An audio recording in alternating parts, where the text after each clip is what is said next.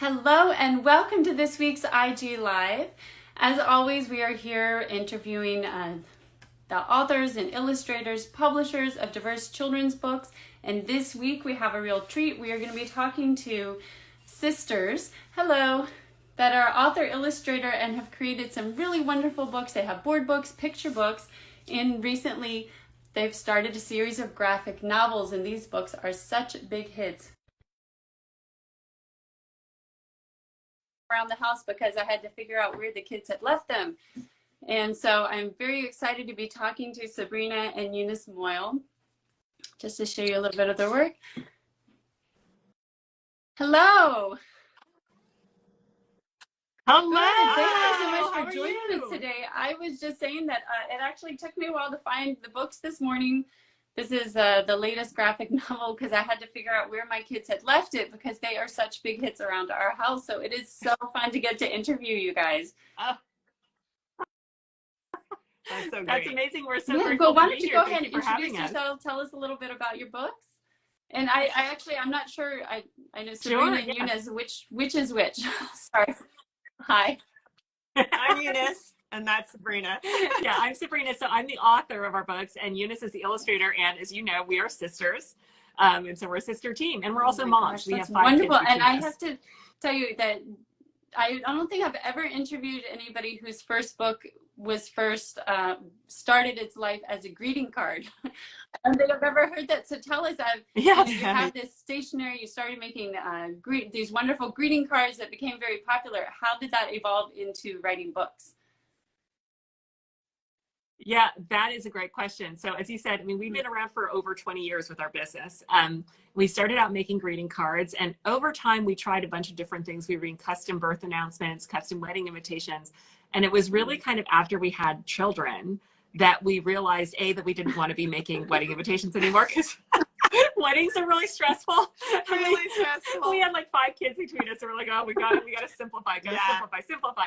And so we went back to our core business, which is making greeting cards, which had always been doing well the entire time we were doing our work. And we decided to, why don't we start licensing our work and thinking about working with different partners.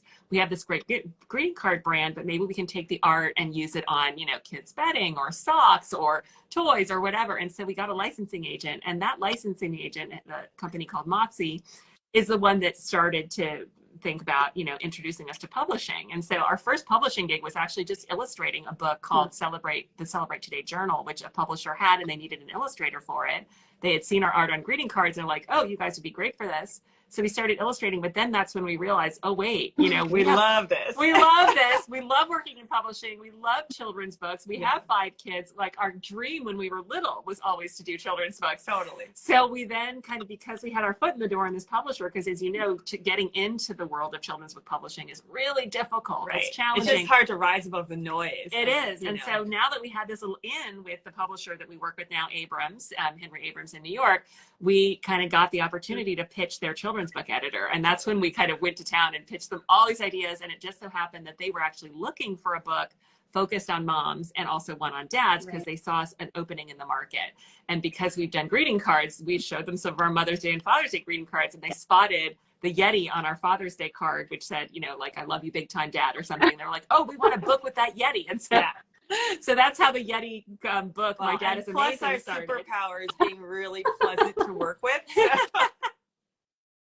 Yeah, so that really helps. That really helps. Yeah, it really helps to be on time and pleasant to work with. Yeah, and I think, over time with our greeting cards, we had become very mission focused around it. Like we do this nonprofit campaign every year called Write On, which is every April during National Letter Writing Month to, we sort of, as we were articulating the mission for ourselves and for example, for that campaign, and why are we doing what we were doing, we realized that with greeting cards, we really were trying to spread joy, creativity, and connection through handwritten notes, like authentic connection.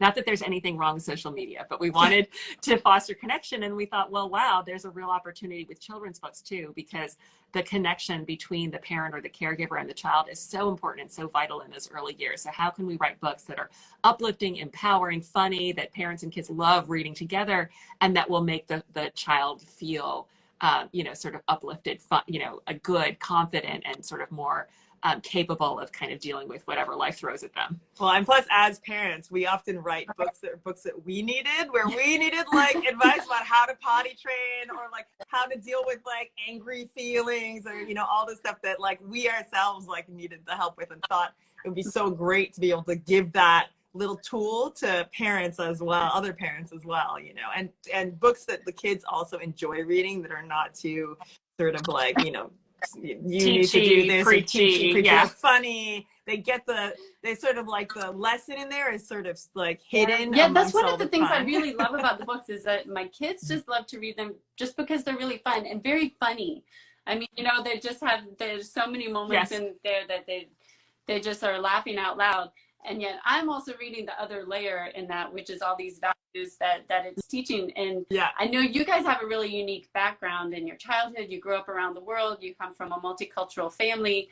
How do you think that's influenced kind of the values that you're trying to teach through your books? Like you have about empathy and inclusion, you know, this real authentic connection that you're talking about. How do you think that all kind of worked together? Oh, it's been hugely, hugely influential. You know, so we grew up, as you mentioned, our mom was born in China, raised in Taiwan. English is not our first language. Our dad was born in the Midwest. He's from European background and was born and raised in Minnesota. And he was a foreign service officer. So we got to move every 2 to 3 years and change and went to international schools, lived in international communities, did not move to the United States until we were in high school. And that had a profound impact on us because being around so many people from different cultures, having those friendships and connections, seeing how people live all over the world and that people have the same values. Like people want the fundamentally same the same. Like, exactly, you know. no matter where you go. And if anything, the sort of hardest move was actually coming back to the United States. And because when we moved back, we moved to Oregon, Eugene, Oregon, and it was very homogenous. It was very white. People had not left the state, let alone the country. And they saw us as quote unquote exotic when we moved there. And so it was this, wow, it was like suddenly like, oh my gosh, America, like we'd always thought of America as being such a multicultural, inclusive, amazing place. And it is an amazing place. And we realized that there were also some blind spots, like a lot of folks who live in America, depending on where you live, don't actually have that much exposure to cultures outside of their own. And thankfully that's changed with the internet. And like, you know, we've got more opportunities now. But obviously there's also more opportunities for people to go down their own, you know, become more entrenched in their own points of view, which we all know. But that had a huge impact, I would say. And in fact, it is really the inspiration behind the Cosmic Adventures of Astrid and Stella.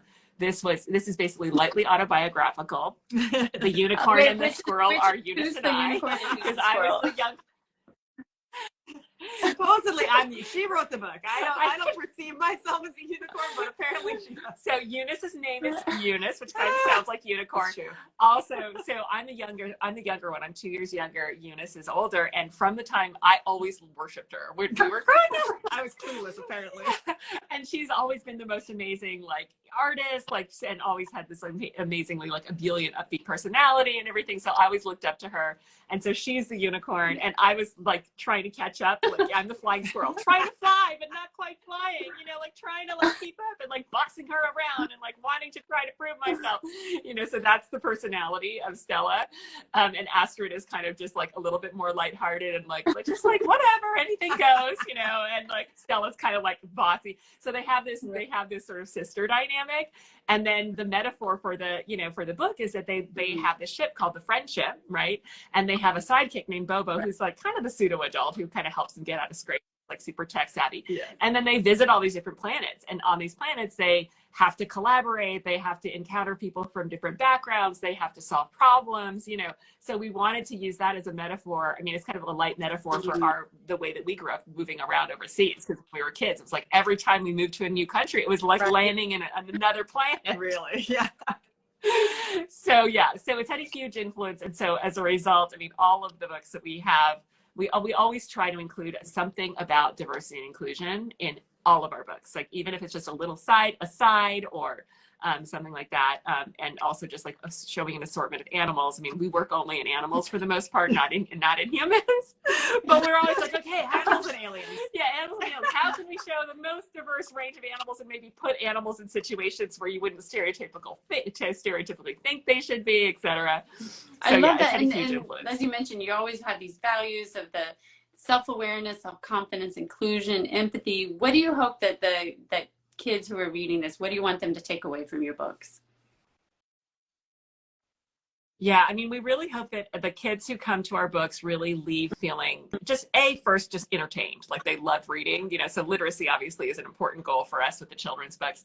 But we want them to feel like seen. We want them to feel uplifted. Sometimes we want them to come away with some skills. Like we have a book called Kindness Rules, which is a preschool book about sharing and saying please and looking people in the eye. And we have a book called Sloth and Smell the Roses, which is about mindfulness. So we're teaching people about just like how to acknowledge their feelings, let them out, you know, give themselves a little hug. So some self-compassion. So there are definitely some social skills we want them to come away with. But in general, the vibe is like positivity. It's like we have a book called You Are Fantastic. You know, we have another book called I Believe in You. You know, it's like we go get them, Tiger. Like we want kids to read these books and be like, yeah, I can do this. Like I'm awesome. I'm loved for who I am. It doesn't matter if I have a hard day, I can bounce back. Like those are the, thanks a ton is all about gratitude. So again, in that book, we're trying to teach kids about the importance of saying thank you, but we're doing it in this really silly, funny, over the top way where the elephant is trying to say thank you. Like words are not enough. So he says thank you with all this stuff, like a baboon and a chimpanzee. So funny. Bathtub full of chimpanzees. Yeah. So that is the goal. Love it. That is the goal. I just love this dynamic between the two of you. Tell us, what is that like working together, and how does that work out? Like, do you write the text first and then the illustrations? Is it back and forth? How does that come together? I mean, we're very lucky because we have really compatible skill sets. So it actually works. It's really easy because I do all the art and she does all the writing. And then we kind of cross over a little bit with like the humor and sort of visualization. She's like an amazing art director, you know? So like, and I might visualize something, but then she'll have a great idea for how to take it to the next level in terms of humor, or vice versa. She might be like a little too earnest on something and I'll be like, nah, we need a pun in there. It needs to be sillier, stupid, and more ridiculous. Like, yeah, Eunice, serious. Totally. Eunice has the most hilarious. The way that she draws is so funny. The character she comes up with. So actually, with Astrid, again, this unicorn character came from a greeting card. Like we came up with a greeting card concept that was like, "Hope your birthday's out of this world." We're like, "What if we put a unicorn in space?" And so we did the card. And Eunice's the unicorn she drew was so hilarious that when I saw it.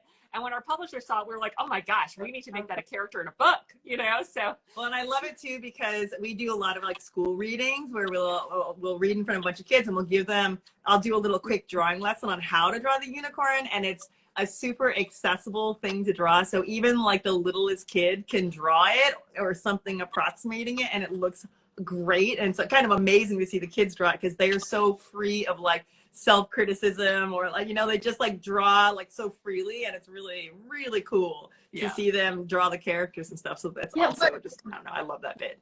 So we're super collaborative. When you go on these school visits, like what kind of questions do you get for the kids, or what kinds of things do they tell you? Well, of course, there's always like, well, I've been to Japan and my mom writes books, you know, like those are my favorites. But then often they'll ask us about the process, like how long does it take to write a book? You know, that I think that's one of the most common ones. So yeah, we often will answer. And just to go back to your question about like the collaboration process, and who does what, we got a little diverted, but this is actually a question that kids love to ask us. So I'll say it just in case kids who are watching this are curious. The way that it works is usually we come up with an idea for a book, and often it's a theme like kindness, or we just want to do something about moms or whatever. And sometimes we'll even come up with the title first, because sometimes a really strong, funny title or character names are really important to establish. And then I'll write the text. And then I'll write little illustration prompts. I'll have ideas of what, you know, the picture should be, and I'll write those in. And then Eunice will look at it, and then she'll often be like, oh no, that's not going to work. I hate drawing crocodiles. Don't make me draw a crocodile. Or there's no way I can put a crocodile and a mouse in the same like tiny square. Yeah, like. Just won't work. It just, or she'll add really funny like suggestions and stuff like that. And then we show it to our publisher. Our editors always have great ideas too. And then once everybody signs off on the text and the illustration prompts, then Eunice does the sketches. And then we all look at the sketches. We give her feedback. Sometimes some of the text will change. We'll get a new idea for a funny little joke we can add. And then it goes, once people see that, then it goes into final art. And then there's a whole process. From the time we approve the art, it probably takes about 6 months for the book to actually get printed. What about the part from just the idea until you have it ready to send off to the publisher? How long does that take? I'm really fast. Yeah, we're both really fast. I feel like that's one of the reasons why our publisher loves us, because it takes like a regular person like maybe a year to do a book, and we do 4 books a year. But even, We just like I work can really see that maybe the fast. picture book, that even like a graphic novel, how long is this? Because this is so many pictures and so Yeah. I mean, the graphic novel's a little bit Yeah. longer, but even I mean, so. technically the process takes about a year to do a graphic novel. I have written these usually typically in less than a week. The latest one I wrote in 2 days, the first draft. So I'm really fast. And then I think I did all the sketches for the entire book in maybe 3 weeks. 3 weeks. Yeah. And then the coloring takes longer. But Yeah. from start to finish, I mean, there's rounds of like revisions and, you know, we have to get our editor in. You know, the whole process takes over a year. But honestly, when like push comes to shove, like I would say total. I think we both work really well under pressure. Like I'll do nothing for like 6 months and then crank it out in like 3 weeks. Yeah, the total amount of time on task for us is probably like 1 to 2 months, I would say, from start to finish, including the writing, the sketching, and the coloring. But then there's lots of sort of downtime between when people have to look at it and give us feedback. And we have help with the coloring. Our awesome designer, Amy, like. Yeah, we have some help. We have some help, but yeah.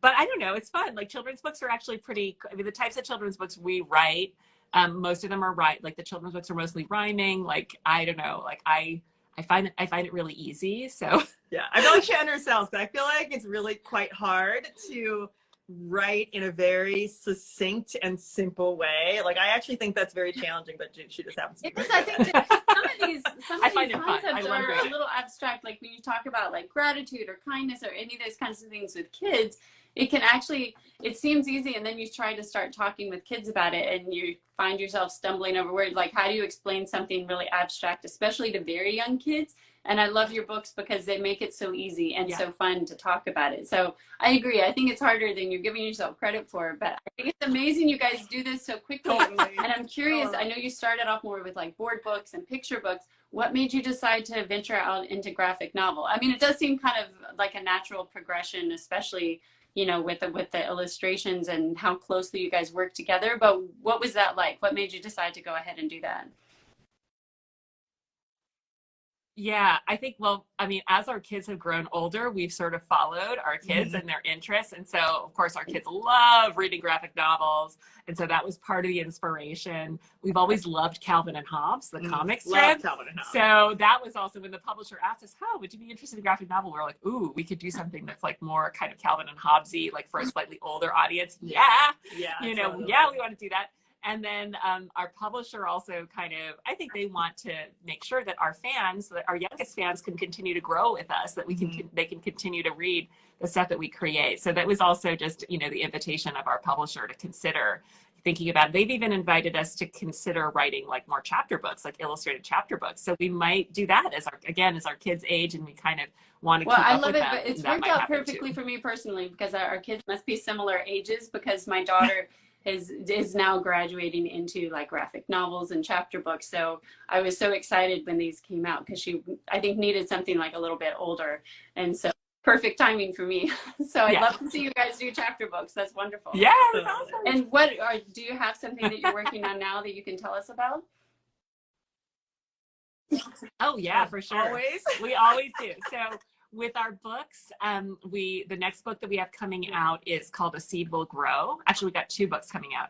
One is called The Seed Will Grow, and this is about the seed to plant cycle. And so again, we're making it really fun, accessible, and there's also kind of an SCL message at the end, which is like, you know, you're just like a seed, you're going to grow and play your part in Mother Nature's brilliant art. So that's a book we're really excited about. It's the first book that we've ever made that is interactive. So it's got flaps, it's got pull tabs. It was slightly terrifying to do. When we got the sample, I was like, I had to hold my breath until I looked at the entire thing, because, you know, there was a lot of like technical engineering that went into it that was really terrifying. Yeah, but it worked out great. Anyway, so that's A Seed Will Grow, and that's coming out, I believe, in March or April. And then we also have an exciting collaboration with Marvel. So our publisher is one of the publishers that works with Marvel on Marvel books, and they invited us to make a kind of all ages gift book that is like a graphic novel, but it's like individual comic panels about Marvel characters. So the first one is Captain Marvel, and it's kind of like the title, series title is Hello Marvel Heroes. So it's basically like